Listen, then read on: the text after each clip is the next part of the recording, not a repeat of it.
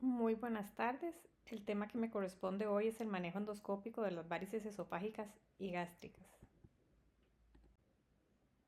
Muy bien, ya ustedes conocen ampliamente que el paciente cirrótico es un paciente complejo y que dentro de su evolución puede presentar múltiples complicaciones, como por ejemplo el síndrome hepatopulmonar, la citis, el síndrome hepatorrenal, la encefalopatía hepática, el sangrado varicial y entre otros. La idea de esta clase es repasar el tratamiento endoscópico de las varices esofágicas y gástricas, porque como ya conocen, el sangrado varicial es frecuente y puede ser mortal si no se trata adecuadamente. Según los estudios, el paciente con cirrosis tiene una tasa de formación de varices de 5 a 15% por año. Y de estos pacientes que desarrollan varices, un tercio desarrollará sangrado digestivo alto secundario.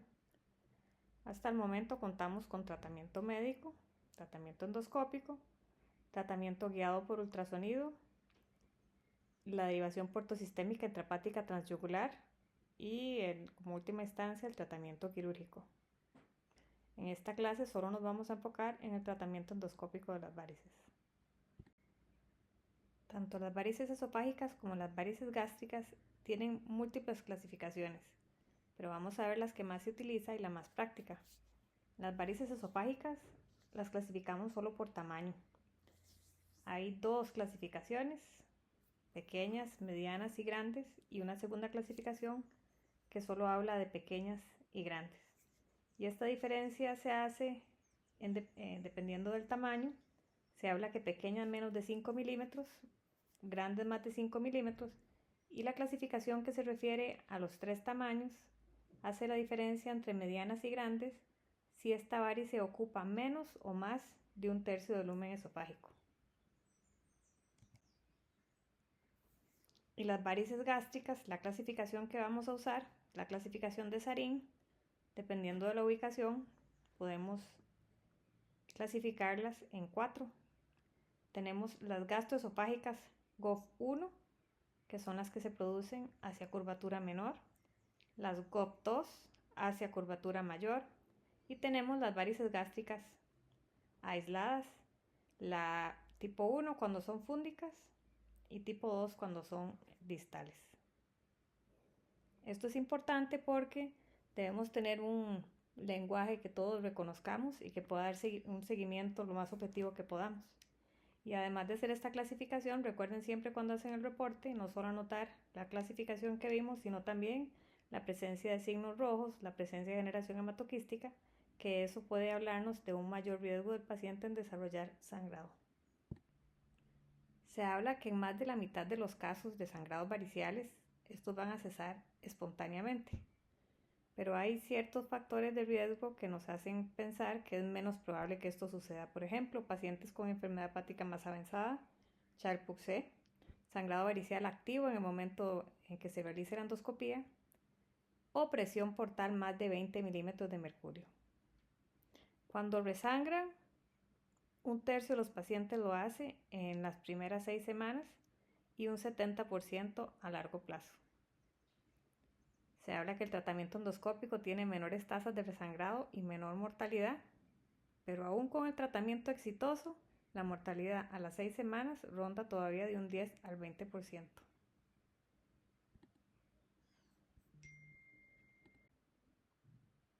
Cuando hablamos de resangrado, tenemos que definir dos tipos o dos tiempos de sangrado: resangrado temprano o resangrado tardío.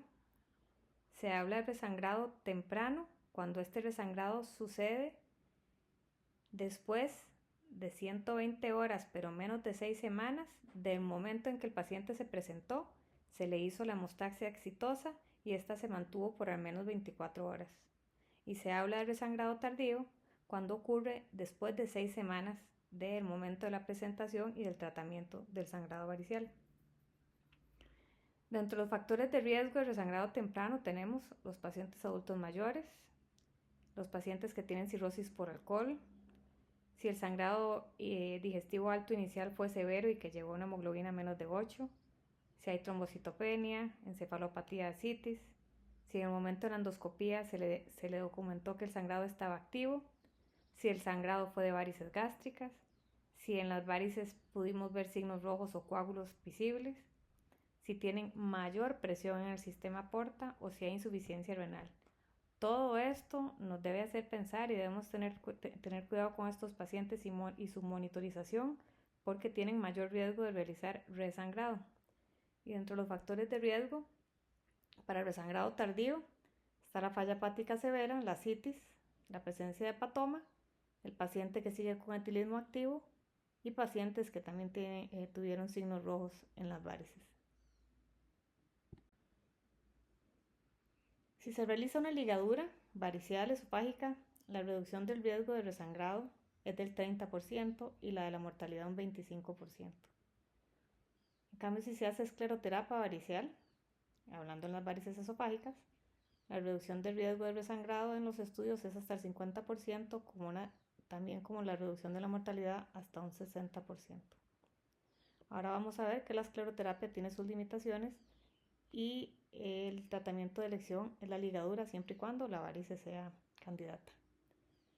Aquí quiero recalcar que por definición la endoscopía urgente del sangrado digestivo alto que sospechamos que es varicial debe hacerse en las primeras 12 horas y eso es importante porque como ya ustedes tal vez lo han notado, como son sangrados digestivos que son abundantes y son muy evidentes, los colegas que comentan quieren que les hagamos la gastroscopía ya y hay que saber hacerlo en el momento en que hay que hacerlo para que tengamos mayor éxito de tratamiento efectivo. Entonces aquí nada más para recargar. Primero, el ABC, como en todas las situaciones, ver si se necesita proteger la vía aérea, mantener y evitar que no progrese a un shock hipovolémico y usar las otras medidas que ya sabemos, tratamiento vasoactivo y antibióticos profilácticos. Y como les digo, tenemos 12 horas para hacer la endoscopía y dentro de esas 12 horas todavía se considera que la gastroscopía se hizo oportunamente. Como les dije, esta clase solo vamos a repasar el tratamiento endoscópico, pero bueno, no está de más que ustedes tengan presente las dosis y los medicamentos que hay que poner y que recuerden que esto debe iniciarse en el momento de la sospecha. No hay que esperar a la confirmación endoscópica para iniciarlos. El tratamiento de elección para las varices esofágicas con sangrado agudo es la ligadura. Y se prefiere este método porque tiene menor cantidad de complicaciones comparado con la escleroterapia y esto se debe a que involucra un tejido más superficial. La otra opción que tenemos para varices esofágicas es la escleroterapia, que inyectamos solución esclerosante en las varices, que más adelante vamos a ver cómo. Y si esto falla, también tenemos la opción ahora de los stents autoexpandibles. Y vamos a dejarlo este momento solo para el sangrado varicial esofágico refractario. Aunque los estudios son pequeños, se habla de un éxito con el stent hasta de un 97% de los casos. Faltan estudios y se han reportado muchas complicaciones.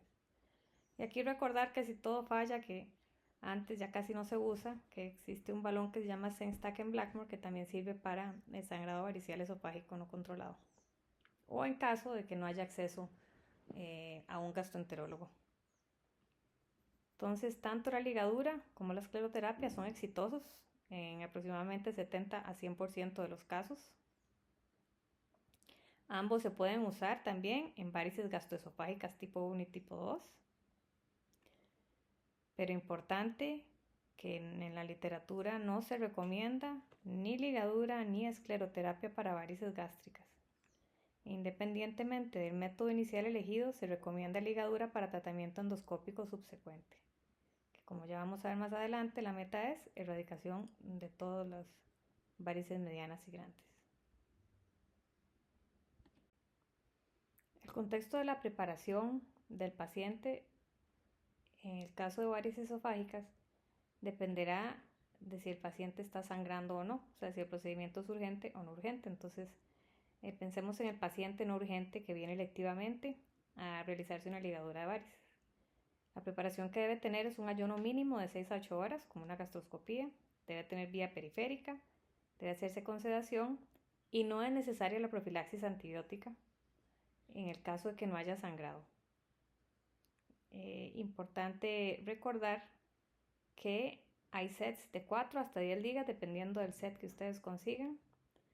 Y que aunque en este procedimiento las varices pueden sangrar, si un paciente tiene las plaquetas más de 50.000 y el INR es menor de 2, el riesgo que tiene de sangrado posterior al procedimiento, durante el procedimiento, es mínimo. Recordar siempre que se hace primero la endoscopía diagnóstica para valorar la cantidad de varices, su localización, las características.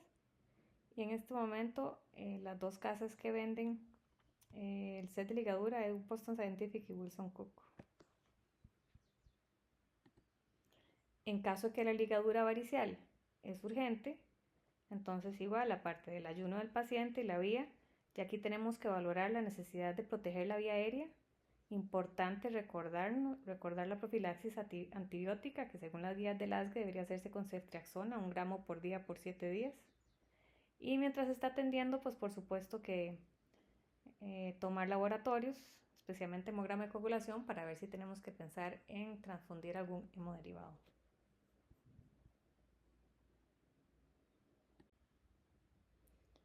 Entonces, en la ligadura varicial, sin sangrado, la meta es erradicar, como dije, todas las varices medianas y grandes. En el sangrado, pues obviamente la meta es erradicar la varice que está sangrando en ese momento o que tiene estigmas de sangrado reciente. Y podemos dividir el procedimiento en varios pasos. El primero, siempre realizar la endoscopía inicial, la diagnóstica. Número 1, identificar si efectivamente es un sangrado varicial, porque recuerden que los hepatópatas también pueden sangrar por otras causas. Identificar si alguna de las varices requiere tratamiento. Siempre acostumbrarnos a medir la distancia entre la arcada dentaria y la unión gastroesofágica, porque recuerden que en el momento en que ponemos el CAP en el endoscopio, nuestra visión disminuye y además, si hay un sangrado, se nos dificulta la visión, la saliva, hay muchos factores, entonces esto es una forma en que podríamos ubicarnos esta distancia a ciegas. Y además medir la distancia entre la arcada dentaria y la varice más distal que requiera tratamiento. Por lo mismo, porque uno puede, si tiene la duda o no tiene visión, uno utilizando estas medidas podría ligar a ciegas. Paso 2, montar el set de la ligadura en el endoscopio. Y el paso 3 ya es la ligadura en sí, iniciando primero por la varice más distal y después ascender en forma de espiral cada 5 a 8 centímetros. Y cuando ya vamos a ligar, lo que hacemos es que colocamos la punta del endoscopio sobre la varice y se aspira, y cuando la varice ocupe toda la visión, se dispara la liga. No podemos hacerlo antes porque si se aspira poca mucosa de la varice, la liga o se cae o podría causar sangrado por daño mucoso. En el momento en que disparamos, suspendemos la succión. Y por último, continuamos el ascenso en espiral hasta que ya se hayan tratado todas las columnas de varices.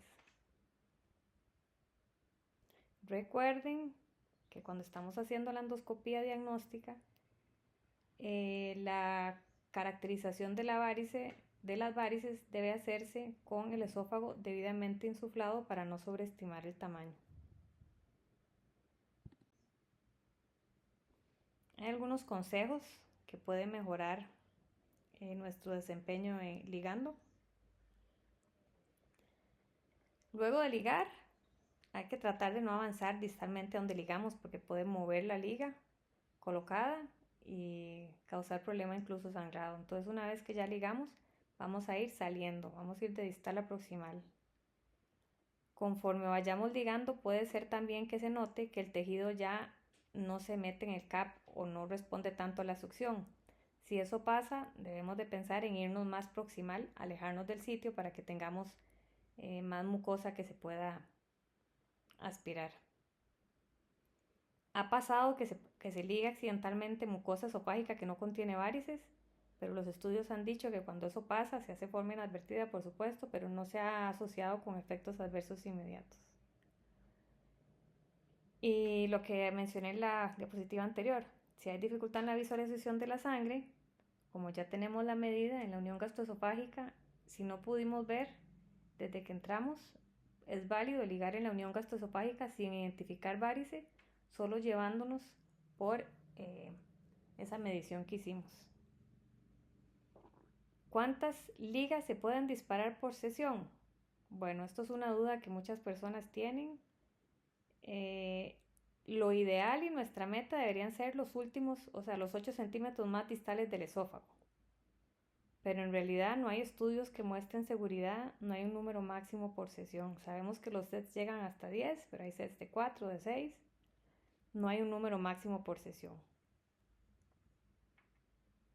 Pero en general, si el paciente viene a ligadura de forma electiva o de prevención secundaria o primaria, lo aceptado es colocar 6 ligas por sesión. Independientemente que este procedimiento de ligadura varicial se haga de forma urgente o de forma electiva, el paciente requiere un monitoreo posterior para vigilar por síntomas que son poco comunes y generalmente resuelven en 1 o 2 días, que podrían ser disfagia, dolor torácico, fiebre en algunos casos, o bueno, datos de resangrado, hematemesis. La recomendación que les damos es que por las primeras 12 horas después de la ligadura, que ingieran solo líquidos, idealmente fríos, que al día siguiente intenten una dieta blanda y si la toleran bien, ya pueden retomar a su dieta normal. Se recomienda, algunos autores recomiendan usar inhibidores de bomba porque recuerden que esa ligadura va a dejar una úlcera. Generalmente esas úlceras no sangran, pero a veces se recomienda mejor usar el inhibidor de bomba para que la cicatrización sea más rápida. Siempre que hagamos ligadura varicial, corroborar si el paciente no tiene contraindicaciones para el beta bloqueador y si no las tiene, el paciente debe irse con un beta bloqueador, idealmente carvedilol. Este procedimiento de ligadura podemos repetirlo cada 2 a 4 semanas hasta erradicar las varices. Podría ser que a las 2 semanas todavía encontremos úlceras secundarias a la ligadura anterior, pero los estudios dicen que mientras no se ligue la úlcera, estas úlceras no van a producir ningún problema durante el procedimiento ni como complicación posterior. Si el paciente tuvo síntomas, bueno, podemos darle un anestésico tópico, soluciones de lidocaína tomadas, unidas al antiácido, porque podría ser el síntoma secundario a la úlcera secundaria. Y bueno, el paciente tiene que irse con un control endoscópico cada 2 a 4 semanas hasta erradicar las varices. Después de ese momento, cuando ya no vimos varices, se hace un control 3 a 6 meses después. Y por último, ya cuando no tiene, este paciente cirrótico debe tener al menos una gastroscopía anual para valorar recurrencia. ¿Qué complicaciones pueden presentarse en las ligaduras esofágicas? Bueno, los síntomas que ya mencionamos, las úlceras esofágicas que generalmente se dan de 3 a 10 días después, y cuando ocurren estas úlceras, menos de 5% sangra y el sangrado generalmente no es significativo.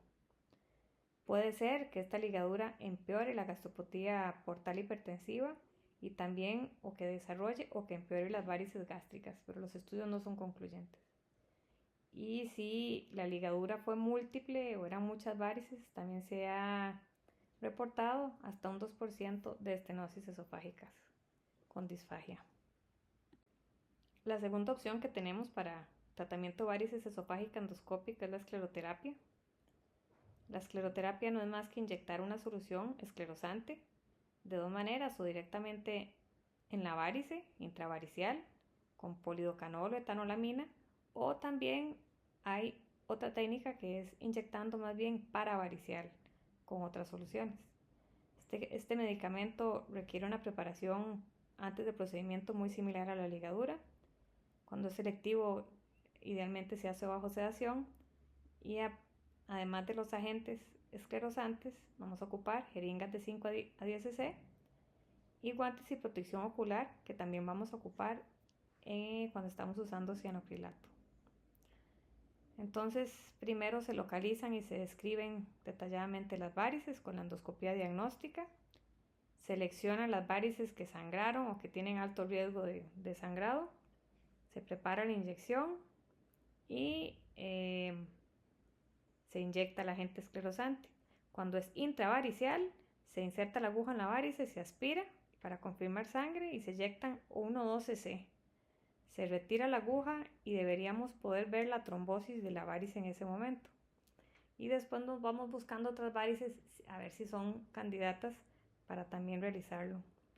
Cuando es paravaricial, lo que hacemos es que la aguja se introduce en la submucosa pero cerca de la varice y no se perfora. En este caso inyectamos de 2 a 3 cc y repetimos en varios puntos para lograr obliterarla. La inyección varicial,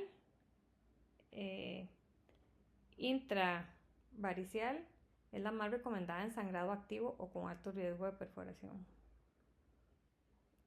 Y por último, verificamos la respuesta, verificamos que el sangrado, si era activo, haya cesado y se extrae el endoscopio. Tiene más complicaciones la escleroterapia que la ligadura. Bueno, también hay locales como úlceras, como sangrado, como dolor, regionales, bueno, la perforación con mediastinitis. Y hay sistémicas, desde aspiración, sepsis hasta trombosa de la vena porta. Y aquí mencionan una complicación que dice que es el ojo del escleroterapista. Y esto se refiere al bias que puede tener el médico por tratarse de una técnica fácil de aplicar y que entonces empieza a preferirse sobre la ligadura a pesar de que la ligadura es más efectiva y segura. Las varices gástricas, también las medidas iniciales similares al tratamiento de varices esofágicas, el ABC. Agentes vasoactivos, balón, de Linton, si es necesario, antes de realizar la endoscopía. Y aquí el tratamiento endoscópico de elección es la inyección de cianocrilato. Si no, el TIPS y la cirugía. Recuerden que las GOP1 y algunas GOP2 todavía podrían ser candidatas a ligadura, pero las varices gástricas deben tratarse con cianocrilato. Los cuidados preprocedimiento similares a la ligadura. Se realiza bajo sedación. Ocupamos estos materiales. Aparte de la solución de cianocrilato, vamos a ocupar lipiodol o solución fisiológica para diluirla y jeringas para mezcla de administración, como había dicho, y muy importante, la protección ocular y los guantes. Introducimos el endoscopio, hacemos la endoscopia diagnóstica, preparamos la mezcla, 1 cc de cianocrilato con 0.5 a 1 de lipiodol. Esto es muy importante para evitar la polimerización de la sustancia. Se carga la jeringa. En paso 3 insertamos la aguja en la varice, se avanza hasta la varice se perfora y verificamos que la punta sí esté dentro de la varice. Después inyectamos muy lentamente de 0.5 a 1 cc de la mezcla en la varice y hay que sacar la aguja con mucho cuidado de no meterla con la sustancia para que no dañe el endoscopio. Y antes lavamos el canal con fisiológico para evitar la obstrucción. Después evaluamos el resultado y vemos si es necesario repetirlo. Y nuestra meta es ver un coágulo dentro de la varice. Si no vemos eso, pues tenemos que repetir la misma dosis, 0.5 a 1 cc, hasta lograrlo. Y al igual que con la ligadura, revaloramos al paciente en 2 a 4 semanas. ¿Qué complicaciones tiene esta técnica? Bueno, trombosis esplénica portal o mesentérica, secundaria a migración del cianocrilato. Puede haber una úlcera en sitio de la inyección. Incluso se han descrito, muy raramente, pero se han descrito reacciones anafilácticas.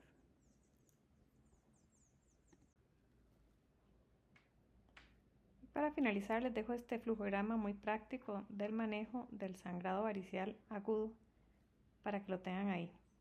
En la bibliografía también les adjunto las últimas guías de la ASGE y también las guías del ASLD. Y en estos días intentaré mandarles un video con la técnica correcta de cómo montar el set de ligadura en el endoscopio y la técnica de ligadura en sí. Que tengan buena tarde.